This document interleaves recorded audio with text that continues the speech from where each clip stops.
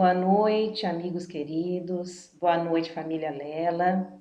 É com muita alegria que estamos aqui mais essa semana para fazermos a reflexão acerca do Evangelho do Cristo. Agradecendo ao convite do Departamento Espiritual. Para quem não me conhece, eu sou a Malu, muito prazer.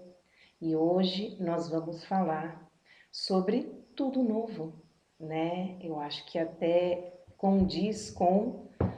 Nós estamos em janeiro, vivendo um ano novo, né? Eu gostaria de convidá-los antes, então, a fazer a nossa prece, uma reflexão, para que Jesus possa nos abençoar com a reflexão da noite. Então, vamos nesse momento,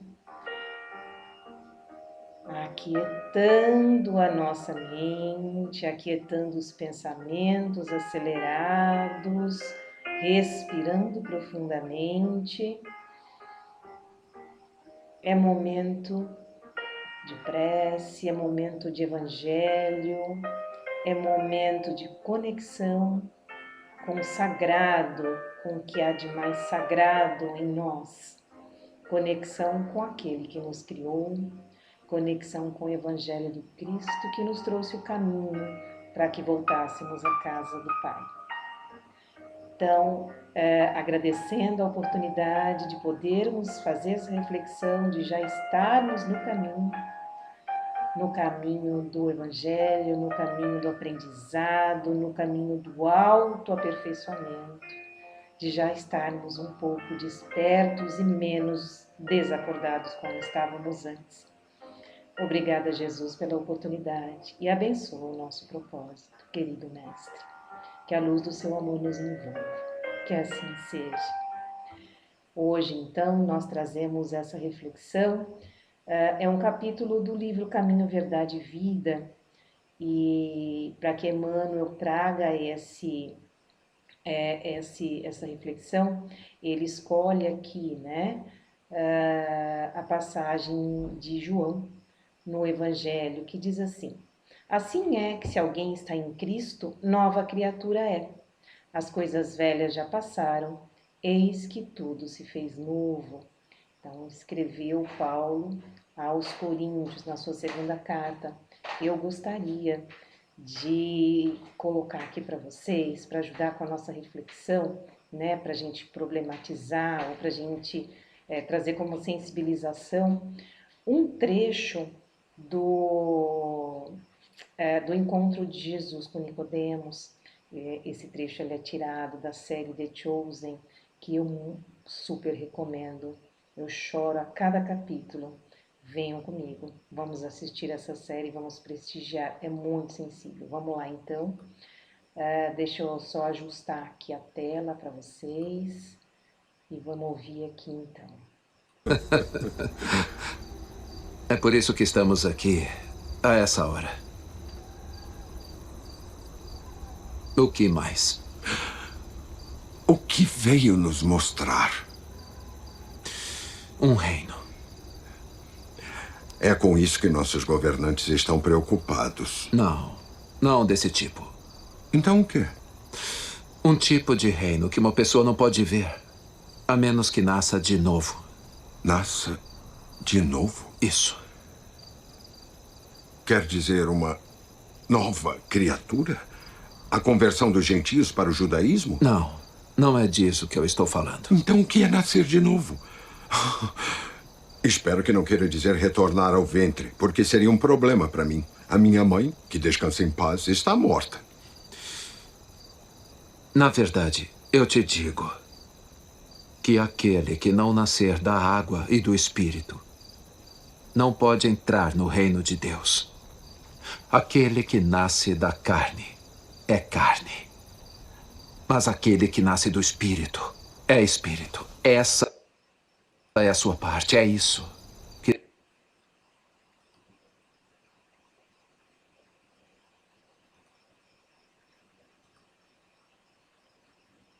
É lindo, né? É lindo, assim, esse contato com Jesus e com essa vivência. Eu estou gostando muito da série. E o que ele traz aqui para Nicodemos, né? Exatamente isso. Esse reino que a gente não pode nesse momento ver, mas que a gente pode sentir quando ele apontou para o coração, né, de Nicodemos. E é claro, depois a história é muito bonita, né? Nicodemos quase segue Jesus, faltou muito pouco. E aí, vamos dar uma lida aqui no que Emmanuel traz. É muito comum observarmos crentes inquietos utilizando recursos sagrados da oração para que se perpetuem situações injustificáveis, tão só porque envolvem certas vantagens imediatas para suas preocupações egoísticas. Então, ele está dizendo aqui que às vezes a gente está inquieto, né? E que a gente quer utilizar recurso sagrado da oração para quê? Para trazer para nós vantagens, né? Vantagens imediatas, egoístas que somos. Semelhante atitude mental constitui resolução muito grave. Cristo ensinou a paciência e a tolerância, mas nunca determinou que seus discípulos estabelecessem acordo com os erros que infelicitam o mundo. Em face dessa decisão, foi à cruz e legou o último testemunho de não violência, mas também de não acomodação com as trevas em que se compraz a maioria das criaturas. Então, o benfeitor nos diz nesse trecho que ele ensinou a paciência e a tolerância, mas não ensinou aos discípulos, não pediu para que eles fizessem acordo com os erros, né? Os erros a que ele veio combater.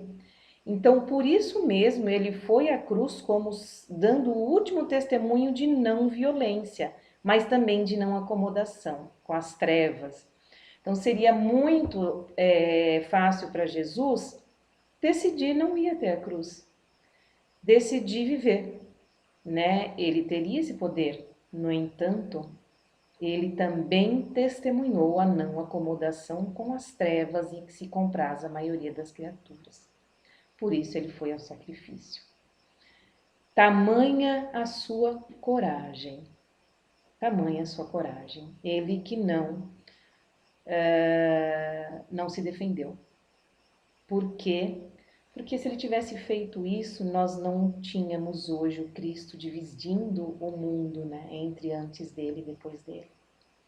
As lições que ele deixou são lições atemporais. Ele sabia que hoje, em 2024, nós ainda estaríamos falando dele. Não se engane o crente acerca do caminho que lhe compete. Em Cristo, tudo deve ser renovado. O passado delituoso estará morto, as situações de dúvida terão chegado ao fim. As velhas cogitações do homem carnal darão lugar à vida nova em espírito, onde tudo significa e sadia reconstrução para o futuro eterno. Então, em Cristo, tudo deve ser renovado. O passado que nós, a partir do momento que nós conhecemos, então, o Cristo, né, esse ser crístico, Jesus, que é o ser crístico, governador planetário, nós já não conseguimos mais viver com aquilo que vivíamos. Se em encarnações passadas nós éramos criminosos, cometemos muitos delitos, nesse momento em que nós conhecemos então esse Cristo e esse chamamento para essa vida que ele traz, essa vida nova, já não nos cabe mais. É como um remendo novo num pano velho, né? Não dá para colocar um remendo novo num pano velho. Então, não dá para colocar um remendo num... É isso que traz a lição. Nós precisamos ser novas criaturas. Nós precisamos ser um vaso limpo para que possa ser depositada nesse vaso a água pura do Evangelho. Não fosse assim, e não adiantava então que a água pura viesse num vaso sujo. Mas para que esse vaso fique limpo, é preciso que a gente entenda que não conhecerá o reino dos céus, o reino de Deus, se não nascer de novo. O que ele disse para Nicodemos e Nicodemos não entendeu. E depois ele diz para Nicodemos, se você que é doutor da lei aqui, professor, não está entendendo, né? Se eu falo de coisas da terra, imaginando de coisas do céu. Então, quando ele diz que renascer da água e do espírito, renascer da água, a água simbolizando o físico, a terra. Nós somos mais de 70% água no nosso corpo. Quando estamos no ventre da mãe, nós estamos imersos numa piscina, né? Que é a placenta. Então, renascer dessa água, esse contato com o corpo físico, ou seja, a reencarnação. A reencarnação, ela é uma lei e é inexorável, né? Acreditando ou não em reencarnação, a gente vai reencarnar. E é só através dela que nós podemos evoluir. É só através dela que nós podemos, então, renascer em espírito. Porque se não fosse a oportunidade de reencarnarmos, de vestir novamente um corpo de carne e renascer da água, né? Vestindo um corpo de carne, estando aqui no planeta Terra, nós não poderíamos nos renovar. Nós não poderíamos, então, adentrar o reino dos céus.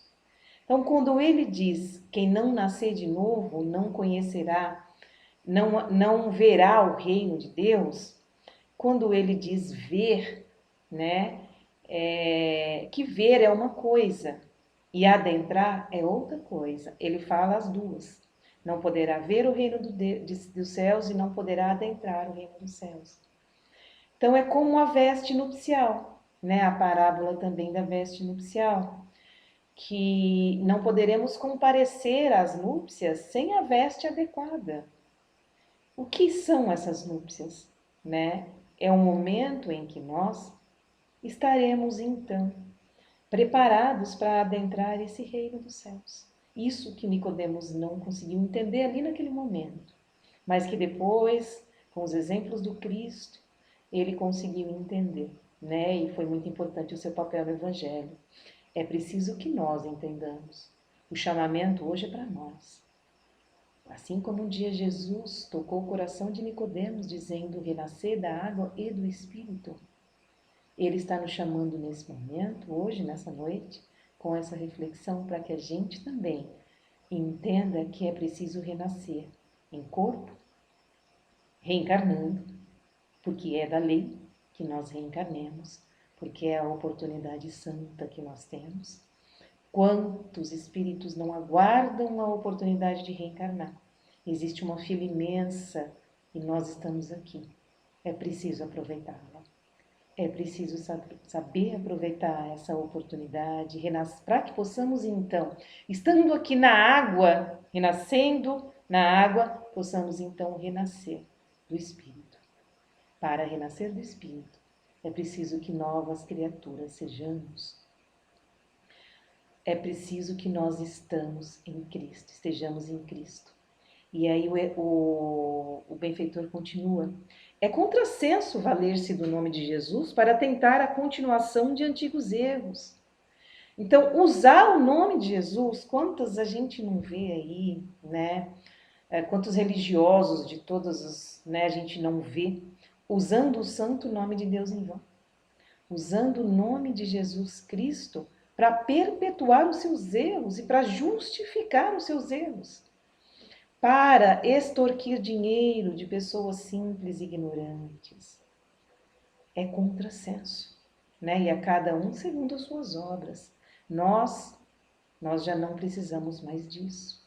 Nós estamos agora buscando renascer do Espírito, uma vez que entendemos que já renascemos aqui da água. Quando notarmos a presença de um crente de boa palavra, mas sem um íntimo renovado, dirigindo-se ao Mestre como um prisioneiro carregado de cadeias, estejamos certos de que esse irmão pode estar à porta do Cristo pela sinceridade das intenções. No entanto, não conseguiu ainda a penetração no santuário do seu amor. Então é isso, né? Quando a gente perceber que tem um crente de boa palavra, né? Ele tem boa retórica, boa oratória, ele faz palestras, ele fala de uma maneira contundente, mas ele ainda arrasta correntes, ele ainda está carregado de cadeias. Isso é tão comum, isso é tão natural, porque nós estamos aqui renascidos da água, em matéria. mas nós estamos a caminho de renascer em espírito. Então, para renascer esse espírito, nós precisamos penetrar no santuário do amor de Cristo. E um dia chegarmos a dizer, igual Paulo de Tarso disse, já não sou eu quem vive, mas é o Cristo que vive em mim.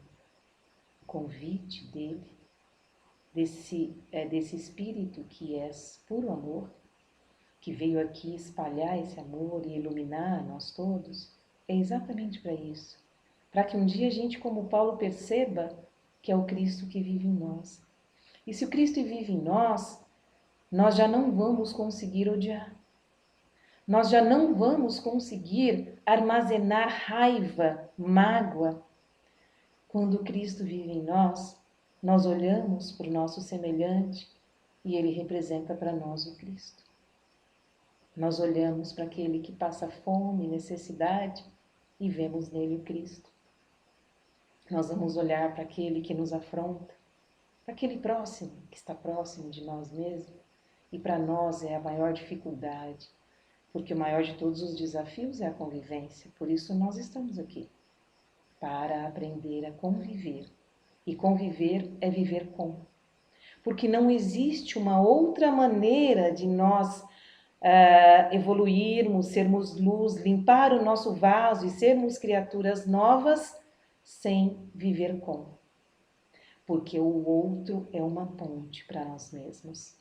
Aquilo que eu odeio no outro, precisamos entender que é algo em nós que precisa ser trabalhado. Onde em nós existe essa conexão com aquilo que o outro faz que me irrita tanto? O que em nós se conecta e se liga àquelas atitudes das pessoas que a gente tanto detesta e que nos afetam de tal maneira? É preciso refletir, e Jung já disse isso. Na psicologia, a psicologia traz muito isso que Jesus já trouxe. Então, o convite do nosso mestre de hoje é para que sejamos criaturas novas. Vamos aproveitar que o ano é novo e vamos fazer, né, as nossas determinações, vamos anotar aí na agenda o que a gente quer ser, né? Para que a gente quer para esse ano? Não materialmente falando, né? Não os nossos projetos materiais, mas quais são os meus projetos espirituais para 2024? Eu quero ser uma criatura que julga menos. Eu quero ser uma criatura que ama mais, que perdoa mais. Eu quero ser uma criatura nova, mas esse novo ele é construído com muita paciência e perseverança. Porque o importante não é a pressa, o importante é continuar caminhando, é perseverar.